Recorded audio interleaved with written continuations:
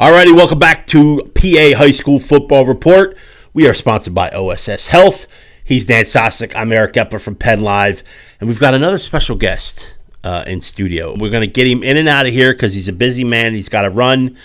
But say hello to Bruce Badgley. You've probably seen him around. Bruce, welcome to the nation's number 2 podcast for high school football. Yeah, I'm honored. I mean, it's number 2. It's still hanging in there, number 2. All right. Well, I don't know how we're doing now, but it was last year. At some point. Yeah. I mean, it's probably just a straight off the cliff kind of thing for us, but last year we were number 2. It's like how my alma mater, University of Pittsburgh, claims 9 national championships and 8 of them are from the 20s. But that's right. Yeah. Well, congratulations. I mean, you guys, are doing a great job, and glad to be on the show. So we're the Pitt Panthers of high school football, in other words. Yeah, the Tony Dorsett Heisman's our number 2 ranking. Yes, absolutely.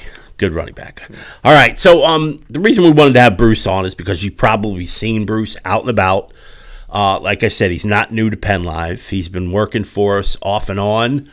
And for events for 4 years, Bruce? Is that right? 5, as somebody said. But, it started with just kind of a roll of the dice doing some high school girls basketball one winter. And, obviously we had talked in the fall, that one fall. And, right. And I appreciate everything that you did to kind of get the ball rolling in that. But it seems like the momentum that, that PennLive has related to putting on live sports on the website is really taking off. Yeah, it absolutely has. And Bruce was engaged with us maybe 2 years ago. Yeah, 2 3 Last year we made a commitment to sort of blank up our live streaming events.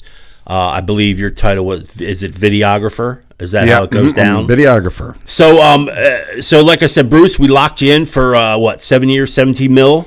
Was great. It's not quite Parsons money, but it is good money. It's I tell you what, it's been a lot of fun so far. Learning a lot. I've never, I haven't. I've been in business, but not in the media business. So for me, it's as much fun, doing the games and as it is learning about the media business and how PennLive goes about their business, and it's absolutely fascinating to me. I'm soaking it all in.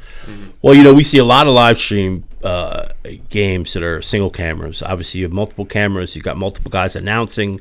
You have replay capability and things like that. I don't know how do you determine the definition of it, but it's really a sharp broadcast. I don't know what that. What is that? We just come in and I don't want kilobytes. What is that? We're not doing it in high def. That's the good part about it is that we kind of keep the and I don't want to really get into the technical stuff, but the bit rate down so that that we have a better opportunity for the fans to watch, and it's on obviously multiple devices. I think about 70% of the people are watching these games on their phone. Yep. And so gearing the broadcast around the fact that people are mostly watching it on their phone, and a lot of people are watching it on demand. I mean, but that's just the way how we consume television nowadays. It's on demand. Well, what I think's cool too is, this is going to sound like we're doing a, advertisement for our stuff, but it's like so much of our of games in high school that are broadcast online are via huddles and teams. They just kind of stream the game without any commentary, and that's better than nothing, right? It's for people who want to watch their kids and everything.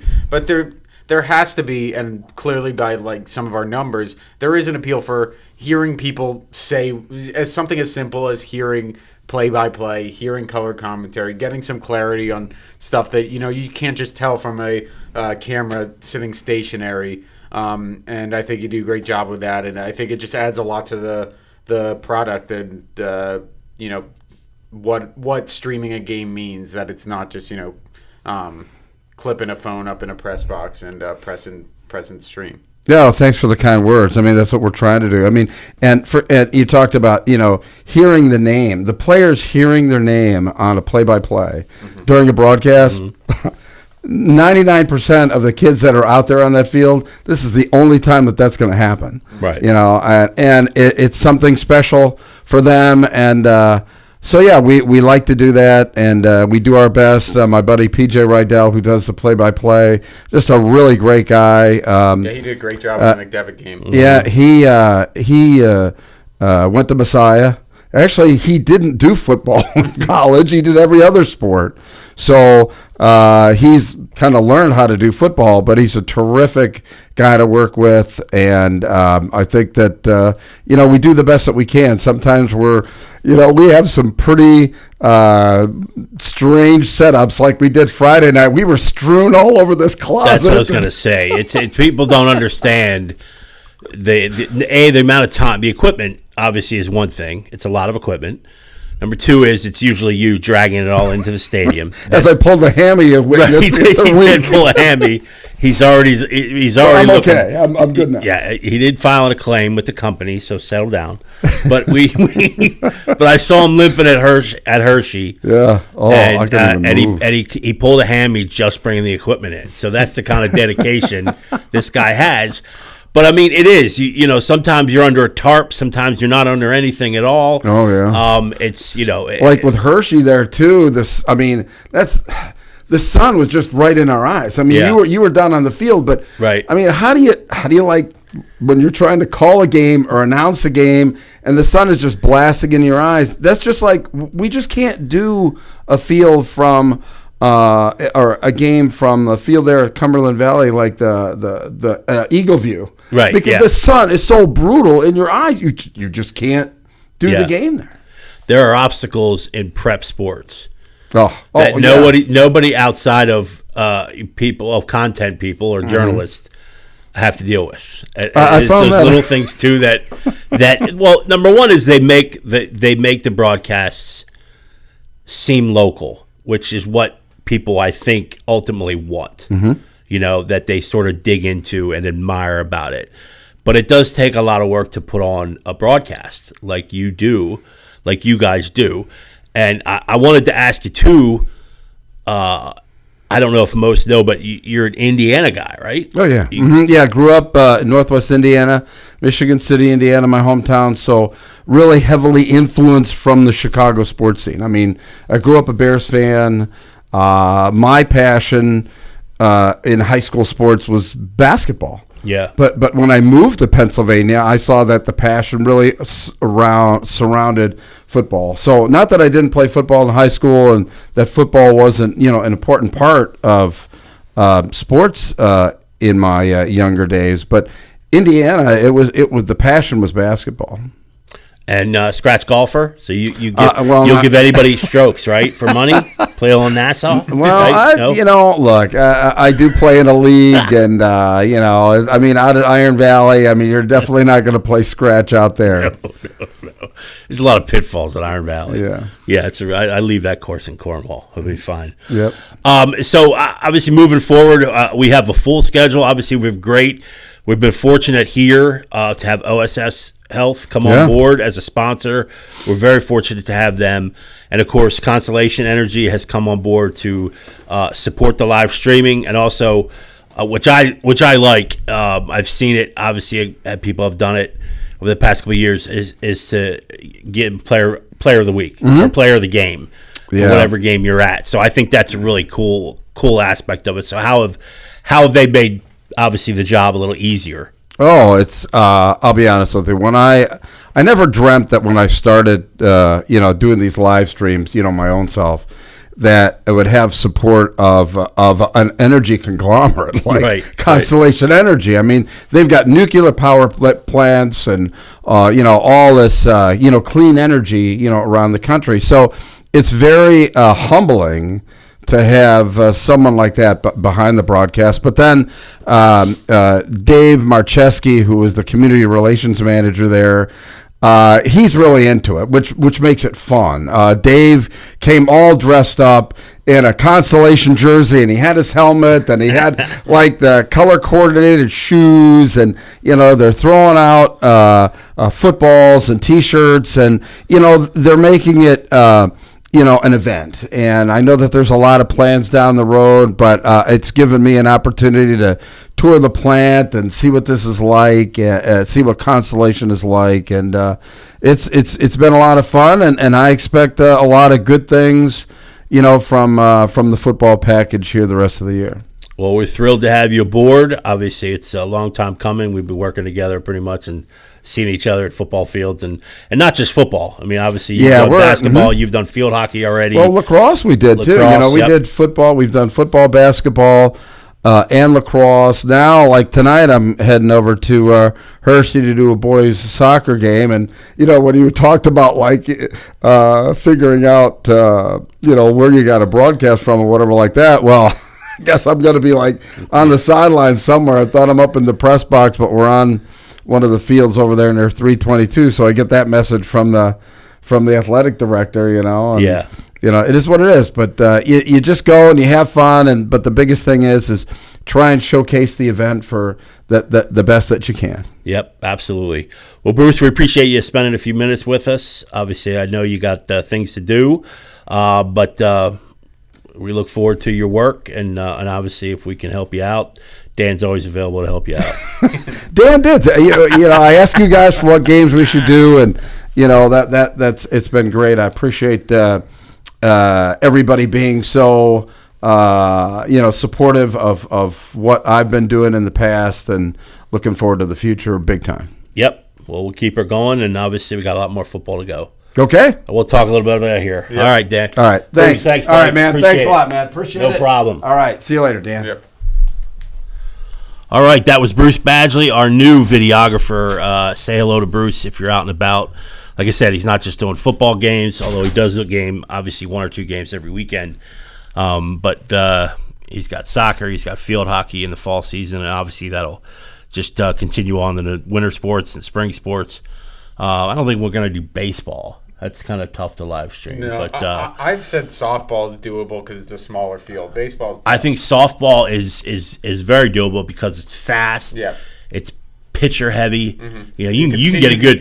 You can see that yellow ball too. You can see the big yellow ball, and you can get a softball game in literally in about 49 minutes. Yeah. So, which is nice. Yeah. I usually tend to go to baseball games that are 4 hours long. So, there's all things. Okay, Dan, let's get good games. Some good football games, to be sure, and we're going to start with yours, and we're going to break down Altoona's visit to the Chap. Yeah, so I was talking with our award-winning photographer Sean Simmers before the game. I said, this might be a quick game. We know how Altoona plays football, a lot of running, heavy run attack.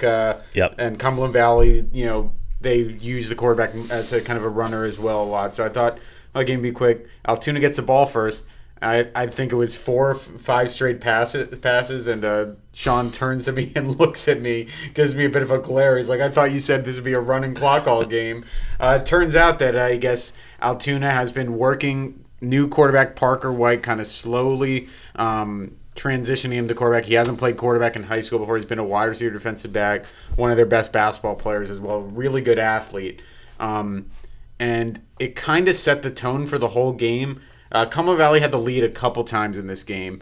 A biggest play of the game was a long 37-yard touchdown pass to Zayden Smith, who holds Penn State Ohio State offers. Mm-hmm. I believe that put them up 16-14, but turned out to be a very big missed extra point because Cumberland Valley just really couldn't get the offense consistently going. I think they had 7 or 8 punts in the game. And Altoona gets the ball with 2 minutes to go, 1 timeout at their own 20. And this Parker White kid, I know that they've only scored 7 points in the first 2 games, but it wasn't exactly an easy schedule. You start out with your first game, you go against a solid Hollidaysburg team, and then you go against State College, who's State College. Parker White just drove them down the field. And then there was a big pass interference call that I know the Cumberland Valley coaching staff was not happy about. I heard a couple, you just can't call that in that situation. I never know where to go with that kind of discourse because I kind of see the argument. It's like, hey, you don't really want a game to end on an iffy call, but you also, if you're going to call in the first half, how do you not call it in the fourth quarter, because you never know how certain stuff affects games. But that pass interference set up a game-winning 26-yard field goal for Cody Chatham's. And I didn't look up the last time Altoona had beat Cumberland Valley. Probably has happened at some point, but it was I would say, I mean, flat out, you just can't get beat around it. Probably a disappointing loss for the Cumberland Valley Eagles, but also a huge win for Vince Niemeyer and that Altoona program that I think they try their darndest to get the best out of what they have up in Altoona. Playing in this Mid-Penn Commonwealth is brutal, I think, for that type of program. And to get a win like that, especially when you start the year outscored like 76-14, and you go on the road. A night with Cumberland Valley was honoring Tim Rimful. Yeah. It was a big emotional night there. Huge crowd there to start the game. It was a shocking result. I didn't think Altoona was going to come in there and pull off a win. And it's now we'll see what that does for Altoona, but it's a real kind of check yourself moment for Cumberland Valley, I think, too. I was shocked. Yeah. I mean, I absolutely, I was shocked. And the reason was, no, not to disrespect Altoona, congratulations them on a great win. Mm-hmm. But it had seemed like after that Manheim just tug of war with Manheim Township and 7-0 win for the Blue Streaks in week 1, Cumberland Valley eased back into it with that 42-0 game against Carlisle. Yeah. The offense, you should have walked into this game feeling good. You feeling a little bit more confident. You erase the Manheim Township, you think to yourself, okay, you know what? We're going to do what we need to do. We're going to see them again in the postseason, the District 3 playoffs. So it had seemed to be wiped away. And then all of a sudden, you're in this dogfight with Altoona. Now, that's a credit to what you said about Vince Niemeyer and this squad. Mm-hmm. All credit in the world to Altoona. My take is on the PI, if it's a PI, it's a PI. Yeah. I don't care when it happens. And especially in high school when there's a lower standard, because you don't have to worry about the catchable part of the ball. Right. And when you call that, you call it in the first quarter, you call it in the second quarter, whenever it happens, you call it. And if it was a legit call, it's a legit call. And I know coaches are mad at the time when they sit back and watch. They're like, "Listen, we shouldn't have even because they were already close to field goal range anyway, and there was still 25 seconds left. So who's to say that's the losing call?" And I don't think anybody on CV staff is going to say we lost that game because of the pass interference. They had plenty of chances to win that football game and just couldn't come away with it. So yeah, and if we've learned anything covering football in our careers, it's that a field goal, whether it's 21 yards or 51 yards. Is never guaranteed in high school football. Yeah. It just is never guaranteed. You do also have to remember, though, that last year Altoona did play Cumberland Valley pretty tough. It was a 13-0 game. So it feels like they've had kind of a feel for defending Cumberland Valley. And this year, I think Parker White, what he provided to that offense, on that fourth quarter drive, there were a couple plays that if you had told me that this is a kid who hadn't played quarterback all in high school, he completely manipulated CV's defense by rolling out, and he waited to roll out until he could drag a linebacker out of coverage and just savvily tosses the ball over the linebacker, gains 15 yards to, I think it was Logan Vukovic, who's a pretty darn good player for Altoona. Oh, very good, I think he's probably if we were doing underrated players, he's probably one of the more underrated linebackers. But he made a nice catch of the ball. But I was just so impressed with White's ability to use his feet to make plays. I mean, Cam Wolf did too, but to the victor goes the spoils. So absolutely. Yeah.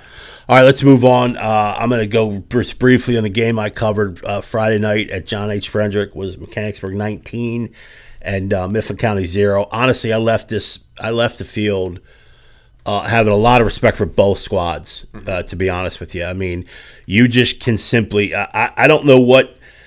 Moving on, what Mechanicsburg has left in the Keystone Division in their schedule, I'm not sure which team has the ability to break 60, 70 yards rushing against this defense. I just don't see it. It's funny now. You would never.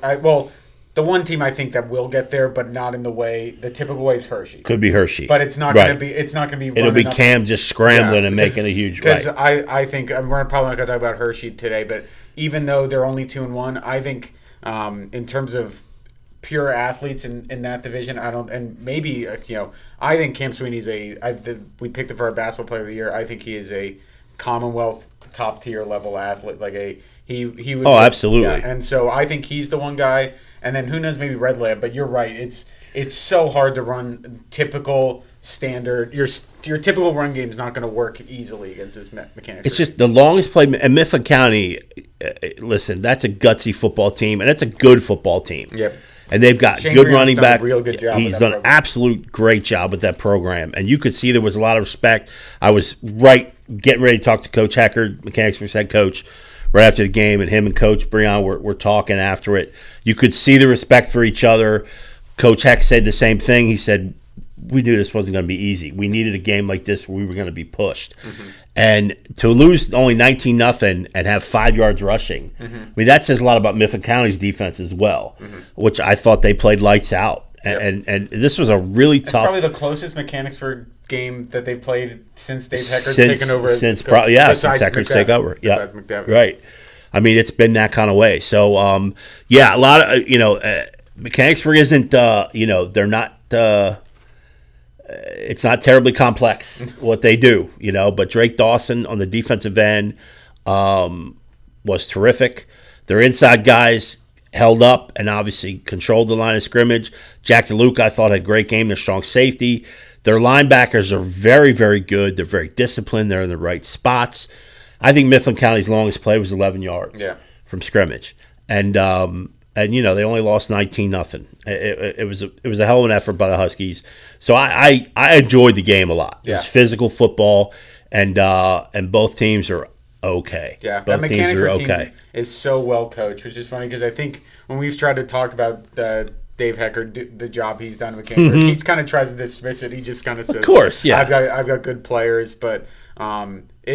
Anthony Rose did a good job at Mechanicsburg too, but it just feels like this team is really in sync with what it wants to do every single week. Even in that loss to Mechanicsburg or in Bishop McDevitt last year, we saw it too. We saw just how kind of how strong their attention to detail is every single week.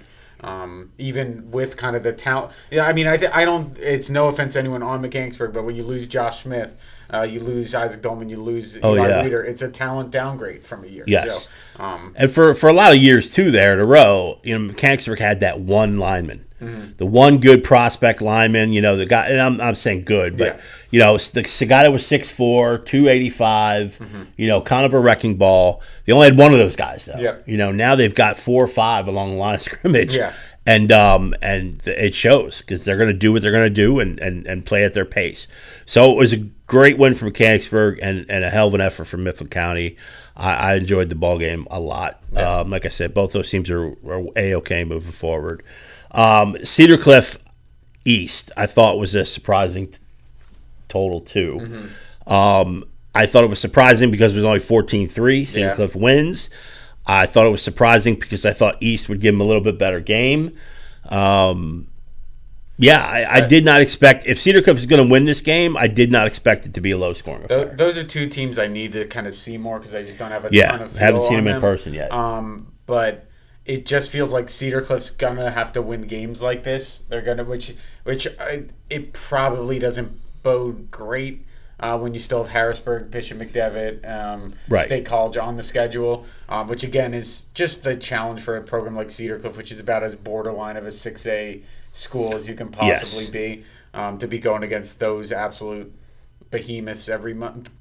We do know that they're, again, kind of like a Mechanicsburg thing. They're going to come in prepared each and every week. I just think that, it was always going to be a bit of a transition when you lose a longtime quarterback like Bennett Seacrest. Absolutely. So maybe they start finding their footing offensively as Jalen Hinton gets more reps. Because they do have some weapons on the outside, and Blake Seacrest is a really good. They're trying to get him the ball as many ways as possible. But yeah, it'll be interesting to see how they wrap up their season because they have those. That it's almost like when you're in the Commonwealth, you just kind of want to get through those 3 games, right? To see what your record's going to be after you kind of play those games. So you got to get the job done in a game like that. CD East, the 50-50 type games, and CD East, we kind of knew, right, that there were going to be kind of hiccups in this road. That's going to be a roller coaster for them. Yeah, they're going to have games where they look really good. They're Right. going to have halves where they look really good. Like they're probably kicking themselves with that Chambersburg loss where they were up 21 points.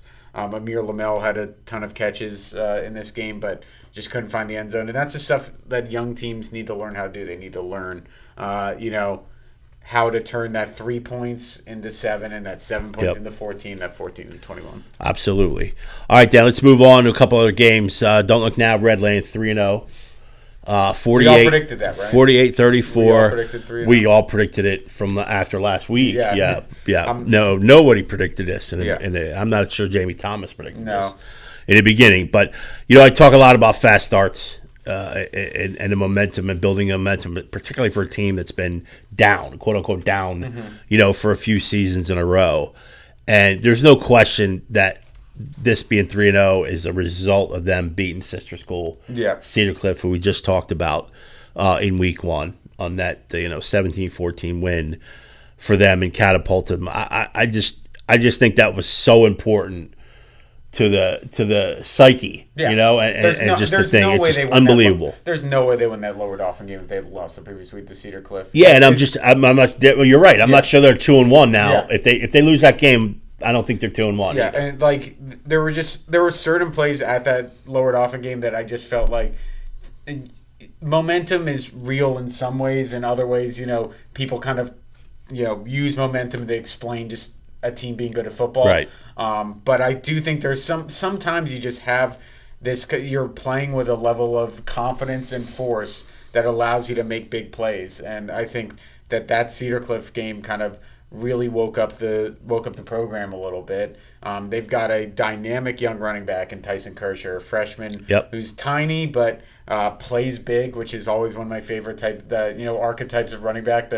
The player that's 5'8" or whatever, but doesn't know they're 5'8", right? And they just kind of try to run people over. And Quinlan Shear's an interesting player. He has been, he's been their quarterback for a little bit now. He's a big kid, with mobility, has a good arm. Their weapons. They have Kyle Wonders on the outside. They've got a couple other guys as well.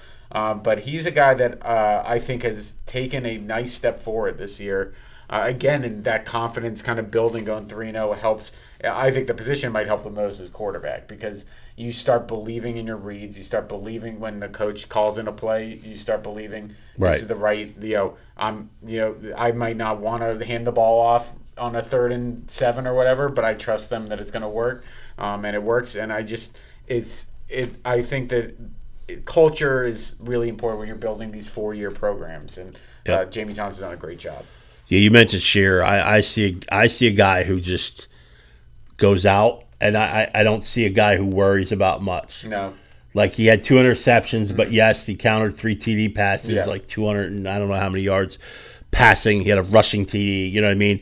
I don't think I don't think he cares how it looks. No. He's just going to go out and gunsling it around. No, short-term memory. And That's great. Yeah. That's great to have. And that's why having senior quarterbacks, I always look for that, because there's so much value to guys who know, hey, I turned the ball over, not going to do me any good at all to sit here and stew about throwing an interception. I'm just going to go out there and run the next play. It's huge in high school football, because stuff can snowball quickly on these Friday nights. And we would be, we'd be silly if we did not mention Memorial Field at State College and an unbelievable game. I wish I started a couple of those dudes in fantasy. I mean, I'll tell you, I would take draft first to Jayon Lewis. I mean, I don't even know what position you get to play him at in fantasy. Well, you start him anywhere. Yeah, what a game! I predicted this game was going to be good, but you did. I did not predict the way it was going to be good. I thought it was going to be. Well, it was similar to how I felt walking into McDevitt State College last year. I expected, a little bit back and forth, but I thought it would be like 28-21. It turned into 58-55. Yeah.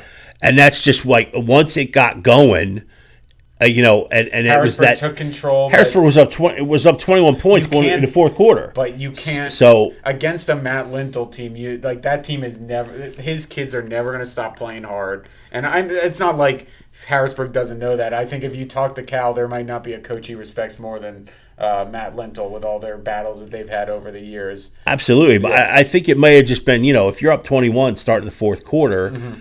And you built that lead without your guy. Yeah. Josiah Mickens did not play again. Yeah. The Penn State recruit. So maybe you let off a little bit. You just say, okay, our defense is doing pretty good. They only got 13 points right now. But I give all the credit to State College for doing it, coming back. And that State College team, I know the Harrisburg 3-0, they continually find ways to win even with injuries these last 2 years, which is super impressive. But I'm just going to say that State College team is pretty young. It's a scary prospect for the Commonwealth because I think they might be the best positioned team in the Commonwealth moving forward. Yeah, we always mention at least one or two State College guys who kind of like fly under the radar. Mm-hmm. Good players, but maybe just because they're perched up there in State College, most of the Mid-Penn doesn't really pay attention to them. Mm-hmm. Coed and Lustig are two of those guys. Yeah. And they absolutely are two guys where you can line them up anywhere on offense or pretty much anywhere from the second or third line of defense, and they're going to give you everything. And State College has had a bunch of those guys in the past 4 or 5 years. Yeah. So those two guys I think are just, they are under the radar, and they shouldn't be. Yeah. I mean, they're absolutely and their sophomore really good sophomore players. Cornerback Connor Kolka is going to be Kolka. Yep. Yeah, he's going to be a really good player for them for next year. Absolutely. Yeah. So it was a tremendous game, 48-45, double OT. Harrisburg somehow, Jalen Lewis, we mentioned, both overtime touchdowns in that one. Just a tremendous game. And you're right, Harrisburg finds a way, man. Yeah. They just do. All right, 2 games we're only going to target right now real quick, Dan. It's not a great week 4 schedule, but it's an opportunity, a big opportunity for 2 teams, we think. Number 1, we talked about earlier, Cumberland Valley. You're sitting there 1-2. Now you got to go to State College, a 2-1 team, riffing over the loss last week, and obviously tremendously talented and a high-octane offense, which Cumberland Valley doesn't want to see at this point. 1-3 seems really bad for the Eagles, considering they still have to play Harrisburg. They still have some tough matchups going on. You've got to get to that 5-5 mark if you're going to make it out of the Commonwealth in the district playoffs. So you definitely don't want to go start 1-3. Yeah, last year they lose 30-14 at home. State College, that State College team is a pretty veteran squad. Yep. So it's not like this is an unwinnable game. I think people are going to count them out, and maybe it's fair after the Altoona game. It's like you guys got to prove it to us until we're going to pick you. But it's also a huge opportunity for Cumberland Valley because if you win that game, all of a sudden, all the kind of negativity after the Altoona, and when I say negativity, I don't know what's like in that locker room. I didn't get a chance to talk to Coach after the game. People kind of ran off, but all that negativity on the outside and kind of the they lost to Altoona goes completely away if you go into Memorial Park and beat a State College team, and then you're both 2-2. Yep. And then you're 2-0. You're 2-0 in the conference. So or 2-1 in the conference. So it's I think you don't never want to say must win, but I think it's a near must win for Cumberland Valley. I agree with you. I think it's a near must win. They have to play well. Yeah. They have to feel good about themselves at least a little bit and take some positive things on Memorial Field because that's a place that's tough. It's a tough place to go and win a ball game. Yeah. It just is. Last one, Dan, is West Perry plays at Susquehanna Township Friday at 7:00. Battle of 3-0s. We've talked ad nauseum about Susquehanna Township and that high-octane offense. I like to focus on that defense. It's so underrated. I mean, they've given up 18 points, I think, all year, and none of it's probably come against the starters. Yeah. Because they've been all blowouts. So can West Perry find enough offense, or at least dictate the tempo? Because that's exactly what the Indians want to do, is dictate a fast tempo in this one. Yeah, Hayden Fleischer has been really good for them at quarterback. Evan Judpa has been really solid running back for them. And I think the biggest thing, this is a revenge game for Hannah, though, because it is. I think they were shocked last year by West Perry beating them, and they remembered it immediately. They were talking about, we want to get that game back. And I don't think West Perry wants to give it back either. I imagine if I would love to be in that room to hear what Bob Bowden says to the team before the game, because he's probably going to have them fired up as well. I just think it's going to be a tall task for the Mustangs. I think it's a tall task for them too. I don't know when this has to be one of the best Hannah teams in a decade at least, like close to a decade. Like, they've got a real chance to win that 4A, to get to that 4A title game in District 3, and If they have a chance, this is the game they have to win, and win by, I would say, multiple scores to kind of prove where they are. Feels like this one should be a trophy game, doesn't it? Yeah. I don't know what the trophy would be. The battle of the midpoint between Perry and Dauphin County. Exactly. I don't know what it would be. Game in the middle or something, and I don't know. We get Turkey Hill or something. Yeah. Gives a trophy. Yeah, There's a Turkey Hill there.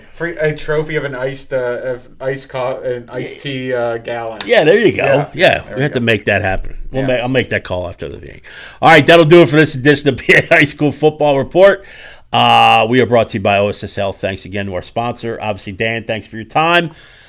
Get out there and watch some football, and obviously come back next week. We'll see you then. And sorry, Megan, for delaying your meeting.